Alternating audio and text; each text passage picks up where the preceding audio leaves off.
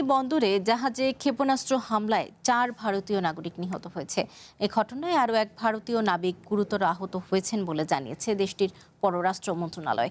স্থানীয় গণমাধ্যম বলছে, রবিবার সন্ধ্যায় ইউক্রেনের ওডেসা বন্দর ছাড়ার সময় এমভি গোল্ডেন লিও নামের একটি জাহাজ হামলার শিকার হয়। হামলার সময় জাহাজটিতে 5 ভারতীয় নাগরিক সহ মোট 17 জন নাবিক ছিলেন।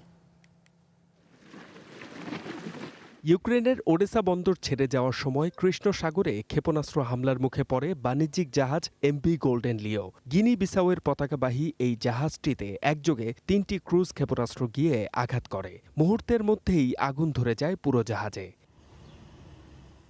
সারা রাত চলা উদ্ধার অভিযান শেষে ইউক্রেন কর্তৃপক্ষ জানায়, হামলায় জাহাজের ক্রু সহ মোট 10 জন মারা গেছে। 17 জন নাবিকের মধ্যে জীবিত উদ্ধার করা গেছে 8 জনকে। মুম্বাই ভিত্তিক একটি প্রতিষ্ঠানের মালিকানাধীন এই জাহাজটিতে দায়িত্ব পালন করেছিলেন ভারত ও সিরিয়ার 17 জন নাবিক। এর মধ্যে 5 জন ছিলেন ভারতীয়।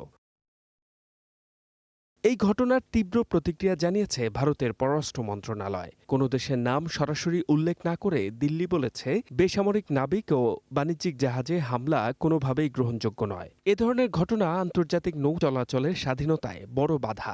একই সাথে নিহতদের পরিবারের প্রতি সমবেদনা জানিয়ে আহত নাবিককে সব ধরনের সহায়তা করার কথা জানিয়েছে ভারতীয় মিশন।